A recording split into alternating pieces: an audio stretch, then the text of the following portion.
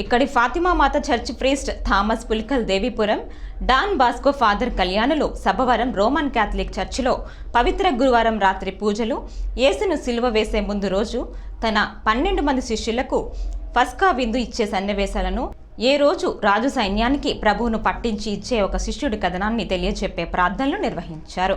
శుక్రవారం ఉదయం నుంచి క్రైస్తవులు ఉపవాస ప్రార్థనల్లో గడిపి సబ్బవరం క్యాథలిక్ చర్చిలో సాయంత్రం 5 గంటల వరకు యేసు ప్రభువుని అప్పటి రోజు రాజు సైన్యం పలు రకాల హింసలు పెట్టి సిలువ వేసే ప్రక్రియను వివరించి ప్రభువు సిలువలో పలికే చివరి 7 రోజుల మాటలను వివరించారు.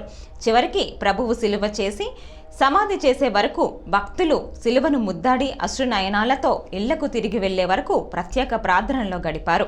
యేసు పునరుద్ధాత పర్వదిన వేడుకలు ఆదివారం ఈస్టర్ పండుగ పేరుతో జరుగుతాయని సబ్బవరం ప్యారిస్క్రిప్ట్ థామస్ పులికల్ ప్రకటించారు.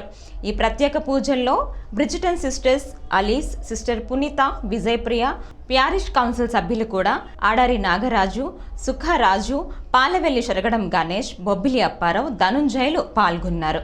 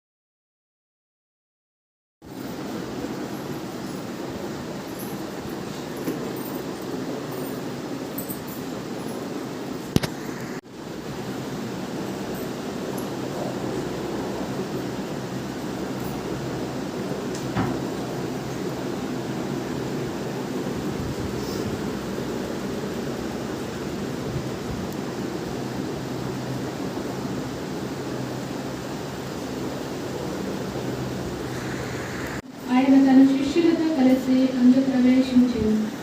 యేసు తరచుగా తన శిష్యులతో అచ్చటకు వెళ్ళుచుండును కనుక ఆయనను అప్పగింపనున్న యూదాకు ఆ స్థలము తెలియదు.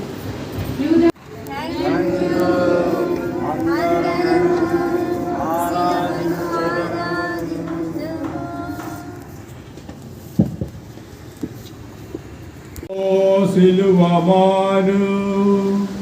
దీని అందే లోక రక్షకుడు వేలాడెను.